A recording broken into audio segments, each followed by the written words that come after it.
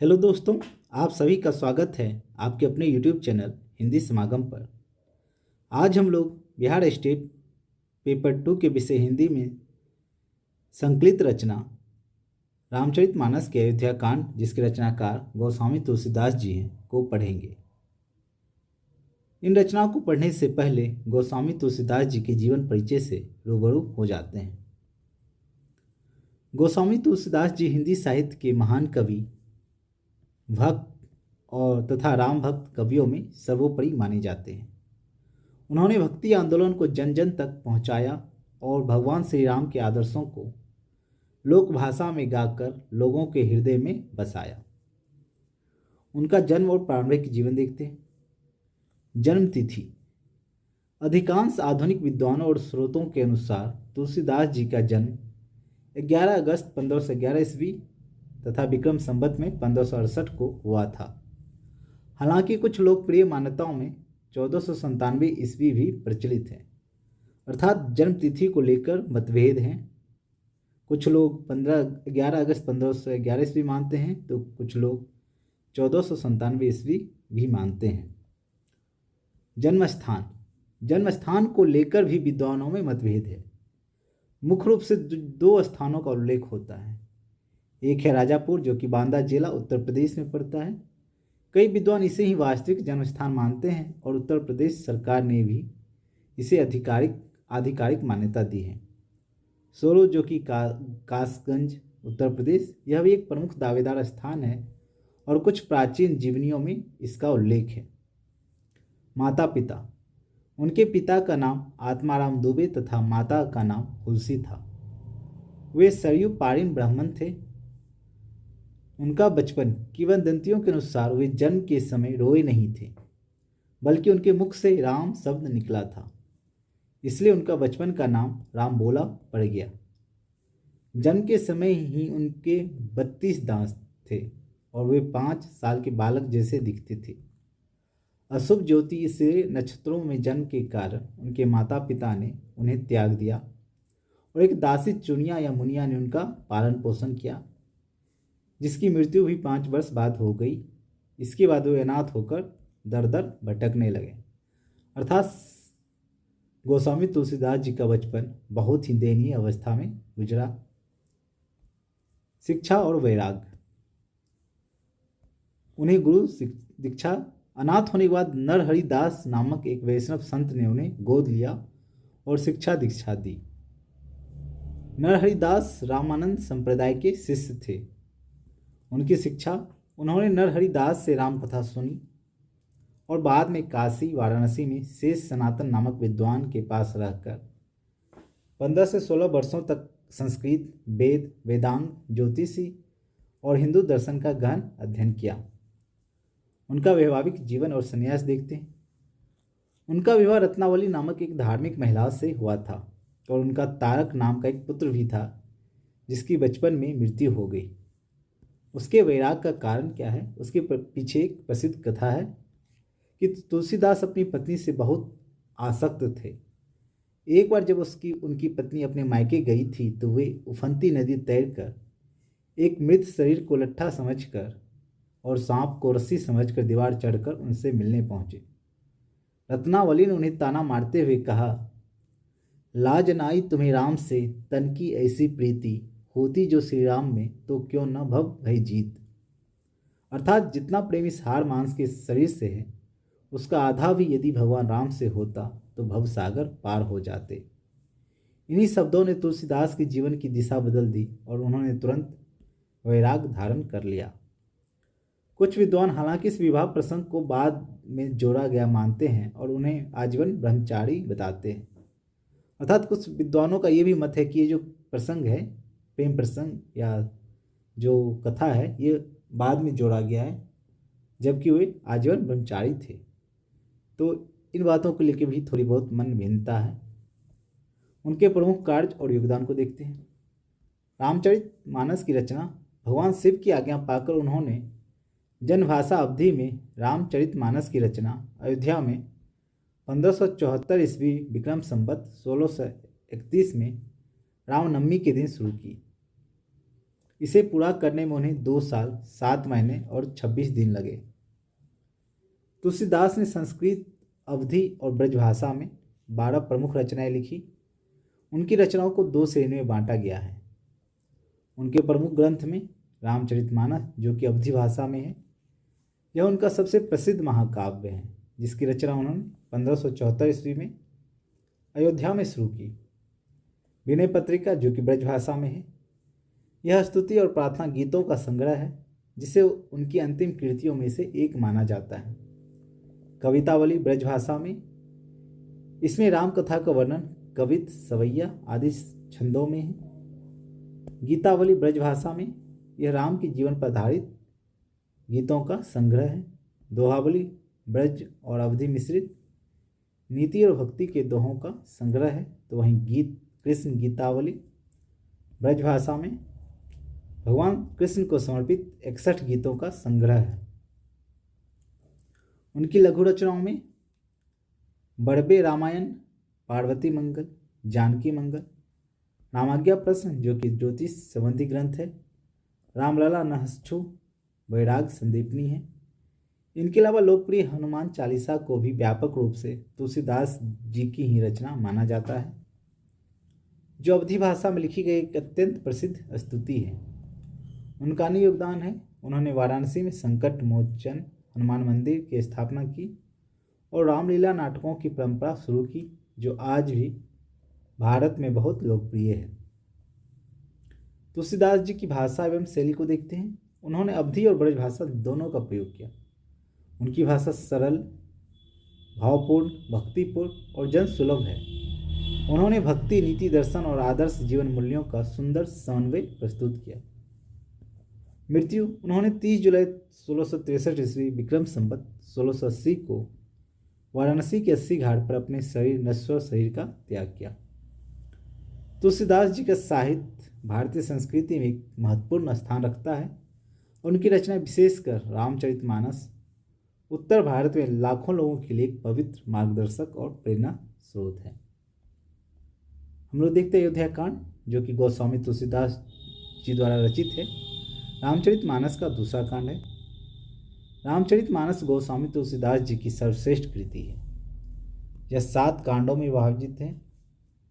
तो बालकांड है, अयोध्या कांड, अरण्यकांड, किष्किंधा कांड, सुंदरकांड, लंका कांड और उत्तरकांड।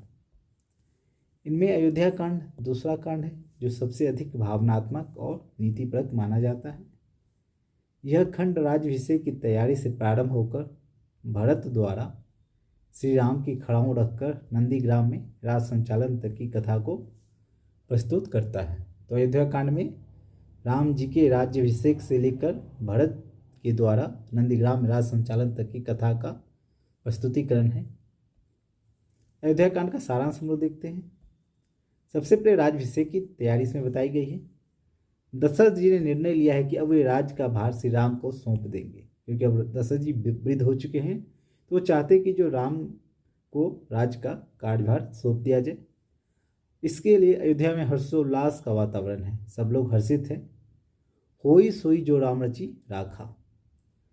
राज्याभिषेक की तैयारी बड़ी धूमधाम से चल रही होती है।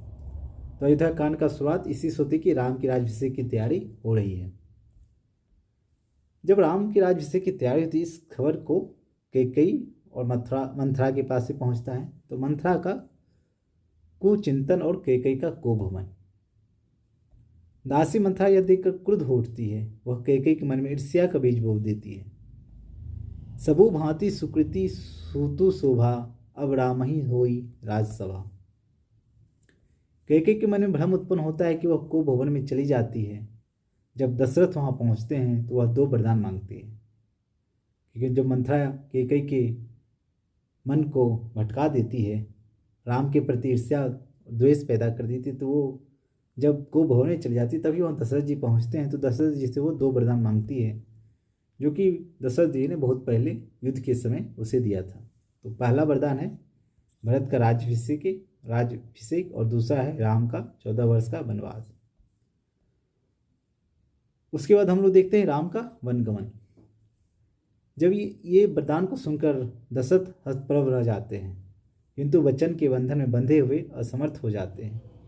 क्योंकि वो वचन दे चुके इसलिए वो असमर्थ हो जाते हैं। श्री राम जब यह जानते हैं तो वो बिना किसी विरोध के सहज भाव से वन को जाने का निर्णय लेते हैं। उनकी यह वचन निष्ठा और मर्यादा उन्हें मर्यादा पुरुषोत्तम बनाती है। सुनी पीतु बचन गए बन राजा, प्रिय जन जनक मातु सब साजा। सीता और लक्ष्मण का साथ। जब राम जी वन को गमन के लिए प्रस्थान करते हैं तो सीता और लक्ष्मण ने भी वन को जाने की ठान ली। सीता जी पवित्र पति व्रत धर्म का पालन करते हुए वन जाने पर दृढ़ रहती है। सुनहु नाथ में राम तुम्हारा, सुख सागर सबु दुख विसारा। लक्ष्मण जी भी अपने बड़े भाई की सेवा हेतु साथ चल पड़ते हैं। अर्थात राम के साथ सीता और लक्ष्मण दोनों वन को जाने के लिए तैयार होते हैं। इस प्रसंग में तीनों का त्याग प्रेम अद्भुत रूप से व्यक्त हुआ है। जो ये राम सीता का साथ, ये जो प्रसंग है अयोध्या कांड में, इस प्रसंग में त्याग और प्रेम का अद्भुत प्रस्तुतिकरण है। उसके बाद होता है अयोध्या का शोक और दशरथ का जी की मृत्यु। जब राम वन को प्रस्थान करते हैं तो श्री राम जी के वन जाने के बाद पूरी अयोध्या शोक मग्न हो जाती है। दशरथ जी राम वियोग सह नहीं पाते और अंततः राम राम करते हुए प्राण त्याग देते हैं। तो जब राम जी को वन वास दे दिया जाता है तो राम जी के वन गमन के बाद दशरथ जी का भी मृत्यु हो जाती है। तो राम वियोग न सही सकी, निरपति प्राण तजे श्रुति नायक। उसके बाद क्या होता है, जब राम जी वन जा चुके हैं तो क्या होता है, भरत को राज्याभिषेक के लिए बुलावा भेजा जाता है। भरत जी का अयोध्या में आगमन होता है और उसका अपने भाई के प्रति प्रेम दिखाया गया है। भरत जी ननिहाल के, जो कि उसका ननिहाल कैकई, वहाँ से लौटते हैं और जब सारी घटना सुनते हैं तो अचंभित हो जाते हैं। वे अपनी माता कैकई को कठोर शब्दों में धिक्कारते हैं। भरत बीनु करी मातु सुधारी, चली चले बन राम पगधारी। अर्थात भरत जी चित्रकूट जाकर श्री राम जी से मिलते हैं और उन्हें अयोध्या लौटने का आग्रह करते हैं, परंतु श्री राम धर्म पालन करते हुए इनकार कर देते हैं। अब जो ये आखिरी है वो है भरत का नंदीग्राम प्रवास। भरत जी श्री राम की खड़ाऊ लेकर अयोध्या लौट आते हैं और नंदीग्राम में रहकर राज का संचालन करते हैं। वे स्वयं सिंहासन पर नहीं बैठते हैं, वे सिंहासन पर श्री राम की खड़ाऊ रखकर शासन चलाते हैं। पादुका प्रविशु सिंहासनो, भरत रहे धरि ध्याना। हम लोग अब देखते हैं कि अयोध्या कांड की जो प्रमुख क्या क्या विशेषताएं हैं। सबसे पहले भावनात्मक उत्कर्ष। यह खंड मानव जीवन की सबसे गहरी भावनाओं, जिसमें प्रेम भी है, त्याग, भक्ति, धर्म और वचन पालन को उकेरता है। राम, सीता, लक्ष्मण, दशरथ और भरत सभी पात्र आदर्श भावनाओं के प्रतीक हैं। तो इसमें क्या होता है, भावनात्मक उत्कर्षता है। उसके बाद मर्यादा और धर्म का पालन है। श्री राम का वनगमन केवल पारिवारिक घटना नहीं बल्कि धर्म की रक्षा का प्रतीक है। यह दर्शाता है कि राजा पहले धर्म का सेवक होता है। उसके बाद इसमें भातृ प्रेम का अनुपम उदाहरण, अर्थात भाई के प्रति जो प्रेम है उसका भी अद्भुत उदाहरण इस कांड में दिखाया गया है। भरत का चरित्र विश्व में भातृ प्रेम, त्याग और भक्ति का अद्वितीय उदाहरण है। उन्होंने राज सिंहासन को ठुकराकर राम जी की चरण पादुका को राज सौंप दिया है, अर्थात राम जी को ही अपने राज्य का मालिक बना दिया है। नारी चरित्र की गरिमा भी दिखाई गई है। सीता जी की पवित्रता भावना, कौशल्या का मातृत्व और कैकेयी की भ्रष्ट जनित स्थिति को भी इसमें चित्रित किया गया है। सब में नारी भावना की गहराई झलकती है। भक्ति और नीति का संगम है। यह कांड भक्ति और नीति दोनों का संगम है। यह सिखाता है कि भक्ति के बिना धर्म अधूरा है और धर्म के बिना भक्ति निष्फल है। समाज और राजनीति का चित्रण किया गया है। राज, समाज, धर्म और परिवार चारों की संतुलन का आदर्श चित्र प्रस्तुत किया गया है। इस अयोध्या कांड में समाज और राजनीति कैसी होनी चाहिए, हमारा समाज और धर्म और परिवार कैसा होना चाहिए, कैसे चलना चाहिए, उसका एक आदर्श चित्र प्रस्तुत किया गया है। काव्य शैली की हम लोग विशेषता देखते हैं कि सरल और मधुर अवधि भाषा का प्रयोग किया गया है। तुलसीदास जी ने लोक भाषा में इतनी प्रभावशीलता पैदा की है कि संस्कृत जैसी गरिमा अवधि में उतर आई। भाव प्रधान वर्णन किया गया है। प्रत्येक प्रसंग में भावनाओं की तीव्रता झलकती है, जैसे दशरथ मरण, राम सीता वियोग, भरत मिलन आदि। संवाद शैली और नाटकीयता, पात्रों के बीच वार्तालाप इतने जीवंत हैं कि दृश्य आंखों के सामने उपस्थित हो जाता है। आपको ऐसा लगता है कि आपकी आंखों के सामने ये दृश्य हो रहा है। आपको ऐसा नहीं लगता कि आप ये पढ़ रहे हैं इन पंक्तियों को, इन दोहों को। ऐसा लगता है कि आपके सामने ये पूरी तरह से दृश्य इधर से उधर हो रहा है। चित्रात्मकता और प्रतीकात्मकता, कवि ने प्रकृति और भाव दोनों को एक साथ चित्रित किया है, जैसे वन का वर्णन, अयोध्या की शोभा और कुभवन का अंधकार।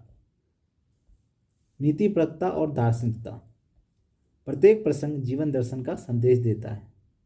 धर्म, त्याग, प्रेम और सत्य ही जीवन की दिशा है। तो जो भी इसमें प्रसंग आए हैं वो एक जीवन दर्शन का संदेश है कि आपका राजा कैसा होना चाहिए, आपके भाई के प्रति कैसा प्यार होना चाहिए, माता के प्रति प्यार, आपका अपने राज्य के प्रति क्या जिम्मेदारी होती है। ये पूरा एक जीवन दर्शन है। तो हम लोग कुछ प्रमुख दोहे और चौपाइयाँ देखते हैं। जब राजभिषेक की तैयारी होती है तभी ये पंक्तियाँ हैं।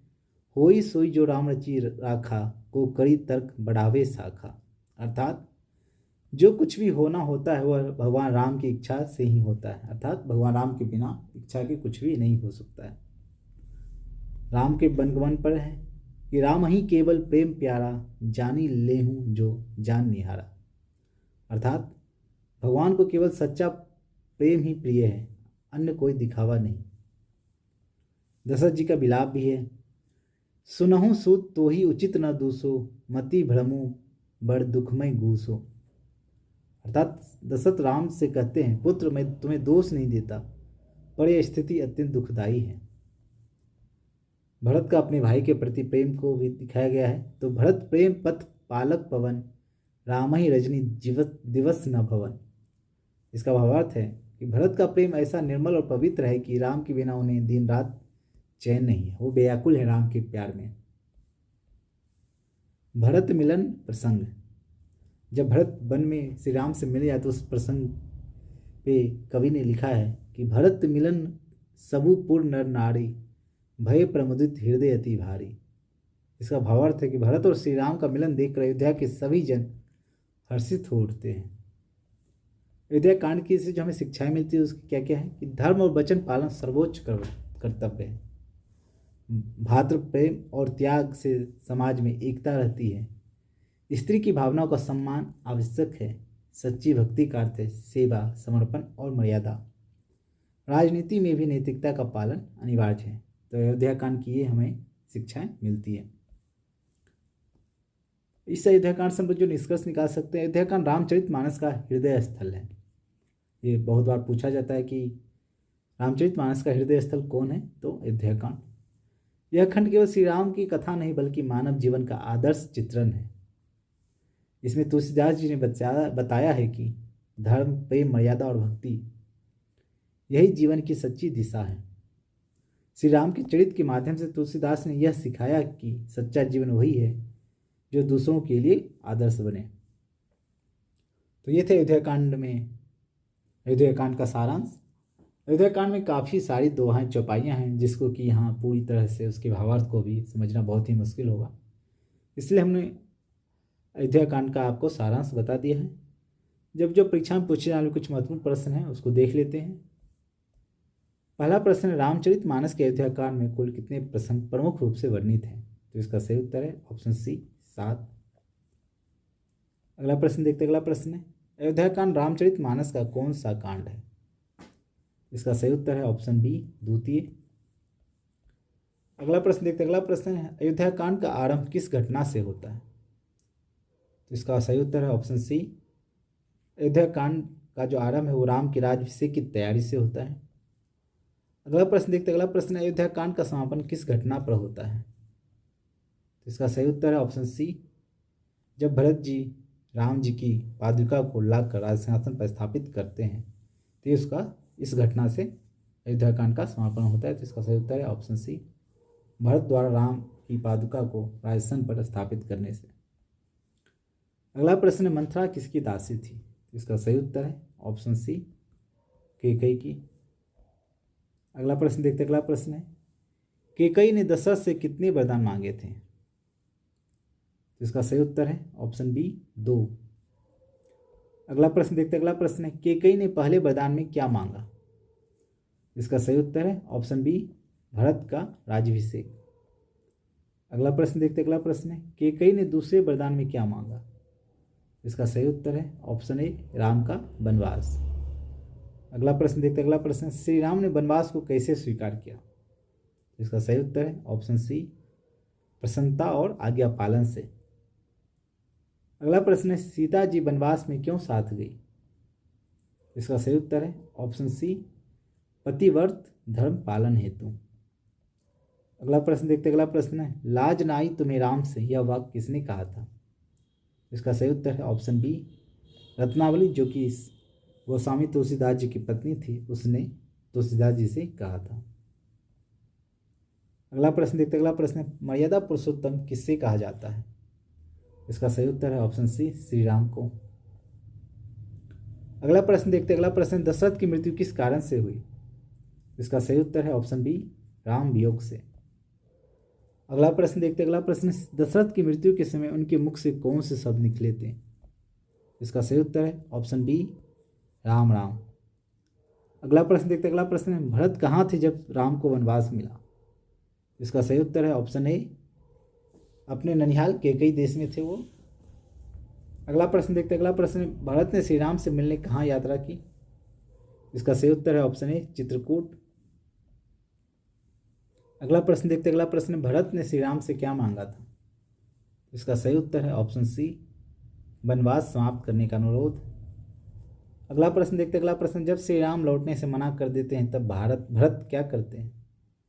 इसका सही उत्तर है ऑप्शन बी खड़ाऊ लेकर राज्य संचालन करते हैं। अगला प्रश्न देखते हैं। अगला प्रश्न, भरत ने राम की पादुका कहाँ रखकर शासन किया? इसका सही उत्तर है ऑप्शन बी नंदीग्राम। अगला प्रश्न देखते हैं। अगला प्रश्न, अयोध्या कांड में कौन सा संबंध सबसे प्रमुख रूप से चित्रित है? इसका सही उत्तर है ऑप्शन सी भाई भाई का। अगला प्रश्न देखते हैं। अगला प्रश्न, भरत प्रेम पथ पालक पावन यह किस प्रसंग में है? इसका सही उत्तर है ऑप्शन सी भरत मिलन में। अगला प्रश्न देखते हैं। अगला प्रश्न है, अयोध्या कांड की भाषा कौन सी है? इसका सही उत्तर है ऑप्शन सी अवधी। अगला प्रश्न देखते हैं। अगला प्रश्न है, अयोध्या कांड में कौन सा रस सर्वाधिक है? इसका सही उत्तर है ऑप्शन बी करुण रस। अगला प्रश्न देखते हैं। अगला प्रश्न है, होई सोई जो राम रची राखा यह पंक्ति किसकी भावना प्रकट करती है? इसका सही उत्तर है ऑप्शन डी राम की। अगला प्रश्न देखते हैं। अगला प्रश्न है, अयोध्या कांड का मुख्य संदेश क्या है? इसका सही उत्तर है ऑप्शन बी भक्ति त्याग और मर्यादा इस अयोध्या कांड का मुख्य संदेश है। तो आपके लिए एक प्रश्न है जिसका उत्तर आप कमेंट बॉक्स में जरूर दें। प्रश्न है, तुलसीदास द्वारा रचित कवितावली किस भाषा में लिखी गई है? तो ऑप्शन है ब्रजभाषा, अवध भाषा, संस्कृत भाषा, पाली भाषा। इसका सही उत्तर आप कमेंट बॉक्स में जरूर दें। अगर आप कोई सुझाव देना चाहते हैं तो कमेंट बॉक्स में ज़रूर लिखें। अगर ये वीडियो पसंद आया हो तो लाइक कमेंट और सब्सक्राइब कर दें। मिलते हैं किसी नए वीडियो में, तब तक के लिए धन्यवाद। जय हिंद।